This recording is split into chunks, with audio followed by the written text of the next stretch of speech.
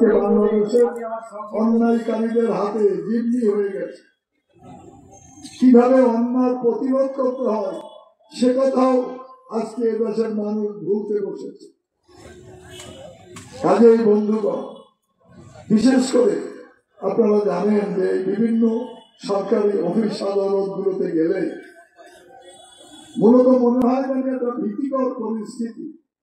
আপনি আসছেন কেন, ঢুকছেন কেন, কি কারণে এসেছেন, এখন না পরে আসেন, এখন হবে না কালকে আসেন, এইসব কথা তাদের শুনতে হয় প্রতিনিয়ত।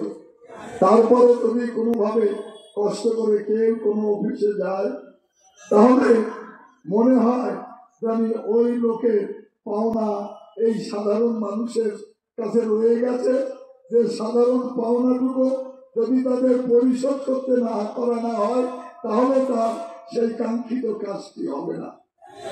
কিন্তু সেই কাজটি করার জন্য মাসের শেষে কিন্তু ওই সরকারি কর্মকর্তা কর্মচারীদের সরকার বেতন দেয় এবং বাংলাদেশ সরকারের বাজেট থেকে হাজার হাজার কোটি টাকা তাদের পিছনে প্রতি মাসে ব্যয় হয়।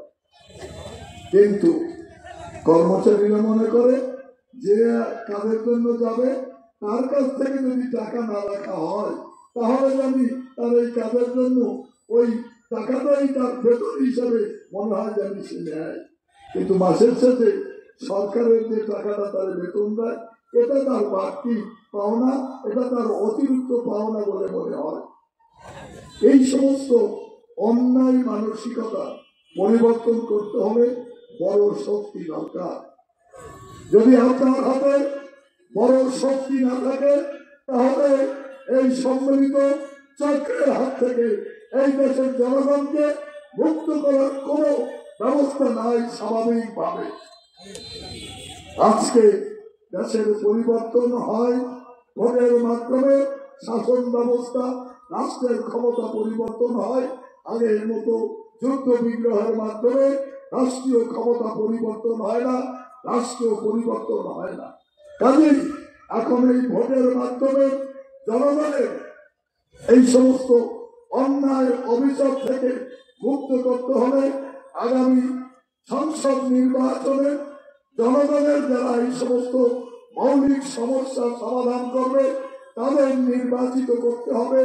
এবং আমি আমার দল বাংলাদেশ জাতীয়তাবাদী দল যাকে নমিনেশন দেবে তার মাধ্যমে এই অঞ্চলের এই সাধারণ খেটে খাওয়া মানুষকে আমরা এই সরকারি বিভিন্ন কর্মকর্তা কর্মচারীদের অন্যায় অবিচার এবং বিভিন্ন শক্তিশালী গ্রুপের বিরুদ্ধে ঐক্যবদ্ধ জনগণকে নিয়ে ঐক্যবদ্ধ আন্দোলন করে জনগণকে সমস্ত শোষণ দুর্নীতিমুক্ত নাজিরপুর পিরোজপুর জিয়ানগর করব এই আশা রেখে সকলকে ধন্যবাদ জানিয়ে আমাদের প্রিয় নেতা নাজিরপুর উপজেলা বিএনপি সাবেক সভাপতি সাবেক উপজেলা চেয়ারম্যান পিরোজপুর জেলা বিএনপি সংগ্রামী আহ্বায়ক আপনাদের সম্মুখে বক্তব্য দিবে, ওটাই আমাদের বক্তব্য।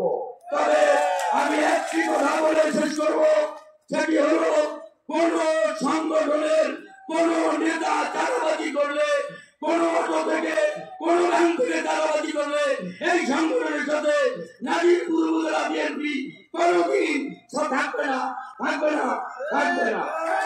সবাই ভালো থাকবেন, চাঁদাবাজ থেকে দূরে থাকবেন। ধন্যবাদ। মূল্যবান বক্তব্য রাখবেন আজকের সবার বর্তমানে পিরোজপুর জেলা বিএনপির সংগ্রামী আহ্বায়ক পিরোজপুর নাজিরপুর নেতা গণমানুষের নেতা আমার প্রিয় নেতা